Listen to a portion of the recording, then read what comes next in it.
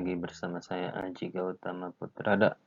Ini adalah organisasi dan arsitektur komputer pertemuan 13 MIPS Assembly. Kita sudah sampai video kedua.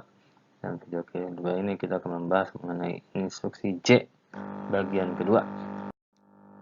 Jadi kita sudah sampai mana? Kita sudah separuh jalan. Kita sudah memasukkan ini namanya opcode ya, opcode ke dalam control unit dan menghasilkan output sesuai dengan tabel tadi. Di sini ada tabel, jadi ini tinggal ngikutin tabel aja. Kalau misalnya bertanya-tanya, nah kita jangan fokus di don't care atau nol karena itu sudah pasti tidak akan digunakan. Kita fokus ke yang nilainya 1, yaitu di sini jam. Jadi jam nilai 1 itu kurang lebih artinya ini adalah instruksi jam. Nah, tapi sambil ngasih tahu ini adalah instruksi jam, sambil dia mengendalikan jalur data pathnya kalau kita ikutin di sini. Nah, dia masuk ke ini multiplexer ini. Artinya di sini kan ada nilai 1 dan nilai 0. Kalau misalnya saya tulis dulu di sini. Saya ini nilai 1, berarti dia akan memilih satu yang ini. Nah, berarti dia tidak akan memperbolehkan data melalui sini. Jadi kalau kita lihat ini, nah ini datangnya dari mana? Ini datangnya dari shift left 2. Apa yang di shift left 2? Ini dari instruksi yang kita keluarkan. Nah, kalau kita lihat di sini, ini bacanya adalah 25 sampai 0. Sedangkan opcode itu 31 sampai 26. Nah, artinya 25 sampai 0 itu adalah bagian belakang ini. Jadi, kalau misalnya J itu cuma dibagi dua bagian, yaitu bagian pertama opcode dan bagian terakhir yaitu instruksi sisanya. Nah, ini dia. Jadi, nah ini di shift left 2, artinya shift left 2 itu geser ke kiri 2 kali. Nah, jadi gimana cara kita geser ke kiri 2 kali? Nah, artinya ini kan nilainya 1000, 1000 ini bergeser ke kiri 2 kali. Jadi 10, jadi satu yang di sini jadi ke sini, itu saya itu ke sini. Nah, jadi nilainya adalah 100, 10, 000, itu 000, 0. Nah, dan seterusnya di sebelah kiri tadi. Nah, ini diapain? Ini digabung dengan ini.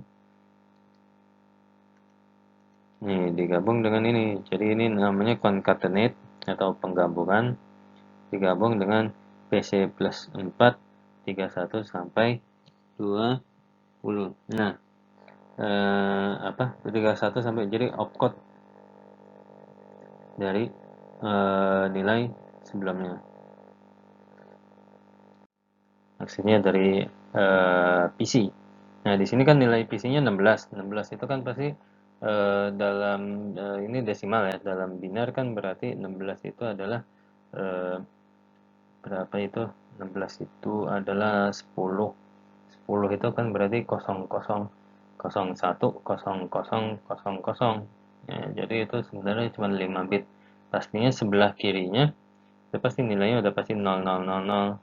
Jadi ini bisa kita tulis bahwa ini adalah, ini kesininya 0 semua nih, 0 0 panjang 32.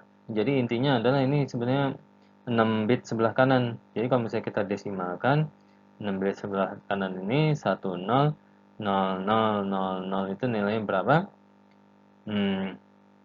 Ya pakai rumus yang biasa, ini 0 1 2 3 4 5, berarti 2 pangkat 5. 2 pangkat 5 itu adalah 32. Jadi ini nilainya 32.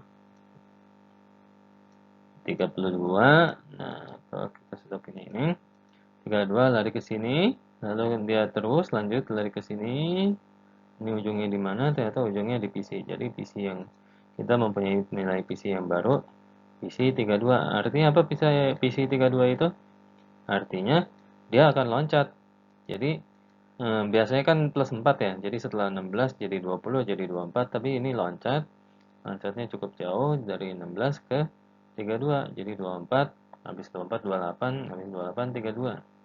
Jadi akan mengambil instruksi berikutnya yang ada di 32. Ini sebenarnya memorinya sampai banyak, cuman nggak ditulis, cuman di sini ada alamat naik 32. Jadi itu adalah jam.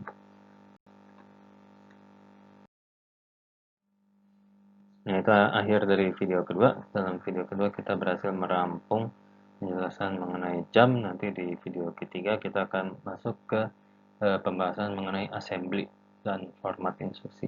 Terima kasih atas perhatian Anda. Sampai jumpa.